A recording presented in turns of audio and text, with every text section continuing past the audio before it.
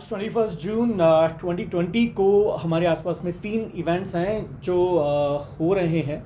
सबसे पहला इवेंट तो है कि आज सोलर एक्लिप्स है। सेकंड इवेंट है आज इंटरनेशनल फादर्स डे है जो आज हम सब लोग सेलिब्रेट कर रहे हैं।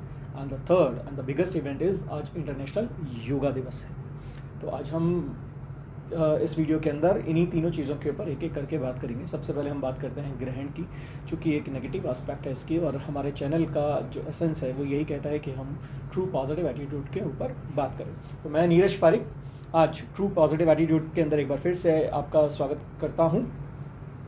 ग्रहण की जब हम बात करते हैं तो ग्रहण का हमेशा से सिर्फ और सिर्फ साइंटिफिक एस्पेक्ट्स ही रहा है। और वो क्या है, अगर सबसे पहली चीज़ करें तो ग्रहण के दिन सन, अर्थ एंड मून या तो ये एक सीध के अंदर होते हैं या फिर ये एक ही डायरेक्शन के अंदर होते हैं। और जब ऐसा होता है तो इनकी जो हार्मफुल वेव्स हैं उनकी इंटेंसिटी जो है वो ज़्यादा बढ़ जाती है, और ये हमारी बॉडी के ऊपर या इनफैक्ट ये हर लिविंग ऑर्गेनिज्म के ऊपर जो इस अर्थ के ऊपर है उसके ऊपर ये कुछ ना कुछ एडवर्स इफेक्ट डालते हैं। तो उस वजह से हमसे ये कहा जाता है कि ग्रहण के दौरान हमको थोड़ा सा कॉशियस रहना चाहिए। जो इसका सेकंड साइंटिफिक एस्पेक्ट है वो ये है कि स्पेसिफिकली सोलर एक्लिप्स के बाद अगर हम सूर्य ग्रहण के दौरान हम बाहर जाएं और हम सूर्य की तरफ देखें तो हमारी आइज़ जो है उसमें जो कॉर्निया और आइरिस है, जो आंखों की पुतली और ये जो सफ़ेद वाला हिस्सा जिसको हम कॉर्निया कहते हैं, इसके जलने का खतरा रहता है। उसका सिंपल सा रीज़न ये है कि हमारी आँखें जो हैं वो लाइट सेंसिटिव हैं, वो प्रकाश के प्रति संवेदनशील है। मतलब अगर प्रकाश सीधा आंखों में जाएगा तो हमारी आंखों की पुतलियां जो हैं, आईलिड्स जो हैं, वो बंद हो जाएंगी और आंखों को प्रोटेक्ट कर देंगी। लेकिन हमारी आंखों में किसी भी किस्म की हीट सेंसिटिविटी नहीं है। तो सोलर एक्लिप्स के दिन जब आप सूर्य को देखने की कोशिश करते हैं तो चूंकि मेरी आंखें लाइट सेंसिटिव हैं और उस दिन रोशनी नहीं आ रही है तो मैं ज़्यादा देर तक अपनी आंखें खुली रख सकता हूँ, और जितनी देर मैं अपनी आंखें खुली रख सकता हूँ उतनी देर के अंदर सूर्य की जो हीट है, जो हार्मफुल वेव्स हैं, वो मेरी आंखों को जला सकती हैं। अब ये दोनों एस्पेक्ट्स ऐसे हैं जो, चूँकि ये साइंटिफिक एस्पेक्ट्स हैं जो किसी भी एक नॉर्मल इंसान के लिए समझना थोड़ा सा मुश्किल था, और ये हमेशा से हमारे ऋषि मुनियों को भी पता था। तो इसके अंदर उन्होंने एक रिलीजियस एस्पेक्ट्स को डाल दिया कि राहु और केतु ये असुर हैं, और सूर्य ग्रहण और चंद्र के ग्रहण के दिन रेस्पेक्टिवली ये सूर्य और चंद्रमा को डस लेते हैं या उसको ढक लेते हैं। ऐसा करके ये बात एक नॉर्मल इंसान के जहन के अंदर बहुत अच्छे से आ गई समझ के अंदर, और उसने ये समझ लिया कि अगर ये ग्रहण हो रहा है तो मुझे उस दिन बाहर नहीं जाना है। इनफैक्ट कुछ लोग हमेशा से ऐसे रहे हैं जो धर्म को भी नहीं मानते, और जब वो सोलर एक्लिप्स के दिन बाहर निकले और सूर्य को देखने की कोशिश की और जब उनकी आंखें जल गई तो हमारे पास में एक प्रूफ हो गया कि देख लीजिए कि इसने सोलर एक्लिप्स के दिन बाहर जाकर के सूर्य को देखा और राहु ने इसके ऊपर अपनी दृष्टि डाल दी और इसकी दृष्टि छीन ली।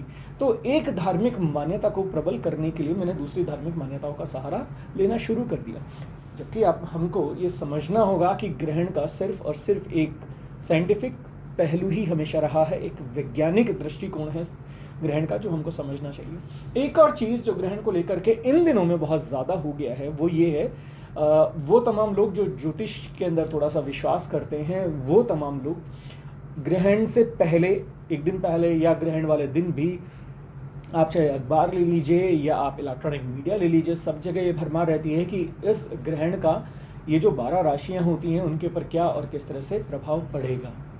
लेकिन दोस्त, मेरा आपसे कहना सिर्फ ये है कि आप ऐसी किसी भी चर्चा का ना तो हिस्सा बने और ना इन पर विश्वास करें। मैं ये नहीं कह रहा हूँ कि ज्योतिष कुछ नहीं है, क्योंकि मैं खुद एक प्रोफेशनल एस्ट्रोलॉजर हूँ और आगे के किसी वीडियो के अंदर हम इन सब विषयों पे भी चर्चा करेंगे। लेकिन जब एक व्यापक पैमाने पर देखा जाता है तो ग्रहण का असर किसी राशि पर क्या पड़ेगा और क्या नहीं पड़ेगा ये गोचर के हिसाब से देखा जाता है। आपके ऊपर व्यक्तिगत रूप से इस ग्रहण का क्या असर पड़ेगा और क्या नहीं पड़ेगा ये कोई भी इलेक्ट्रॉनिक मीडिया या पेपर के अंदर आप उस राशि के बारे में पढ़ करके नहीं लगा सकते। जैसे मैं एक वृश्चिक राशि वाला इंसान हूँ, और अगर वृश्चिक राशि के लिए ये सूर्य ग्रहण 21 जून 2020 का सूर्य ग्रहण अच्छा नहीं है तो ये दुनिया के अंदर तमाम जो वृश्चिक राशि वाले लोग हैं, चाहे वो हिंदू धर्म के अंदर और ज्योतिष शास्त्र की मान्यता रखते हो या न रखते हो, अगर उन सब के ऊपर अगर ये बुरा असर डालेगा तो तमाम वृश्चिक राशि वाले जो लोग हैं उन सब के लिए तो ये बहुत बुरा होने वाला है, जबकि ऐसा नहीं होता। तो हमें ये समझना होगा कि ये मेरी कुंडली के ऊपर किस तरह से असर डालेगा, ये मेरी कुंडली के एक डीप स्टडी से ही पता चलेगा। तो ग्रहण को लेकर के जिन मान्यताओं के आप पक्षधर अभी तक रहे हैं, कृपया उन्हें अब बदलने का समय आ गया। हाँ, एक और चीज़ याद रखिएगा, हमारी एक और धार्मिक मान्यता ये कहती है कि ग्रहण के दौरान हम ज़्यादातर जो खाने पीने की वस्तुएं होती हैं उनके अंदर तुलसी का पत्ता रख देते हैं, ठीक है। इसका भी एक साइंटिफिक पहलू है, ठीक है। आप तुलसी के पत्ते को, अब मैं इसकी देखिए तुलसी के पत्ते के क्या विशेष गुण हो सकते हैं, इसके ऊपर पूरा का पूरा वीडियो बनाया जा सकता है, तो मैं यहाँ पर उसकी चर्चा ज़्यादा नहीं करूँगा। लेकिन ये क्यों किया जाता है और इसका क्या साइंटिफिक एस्पेक्ट है, आप उसको भी समझिए। आप ये समझ सकते हैं कि ग्रहण के दौरान जो हार्मफुल वेव्स होती हैं वो इंटेंसिटी बढ़ने की वजह से जितने भी लिविंग ऑर्गेनिजम्स हैं उनके ऊपर ज़्यादा एडवर्स इफेक्ट डालती हैं, और जितने भी खाने पीने की चीज़ें हैं, जितने भी खाने पीने के आइटम्स हैं, वो ज़्यादा तेज़ी से सड़ जाते हैं।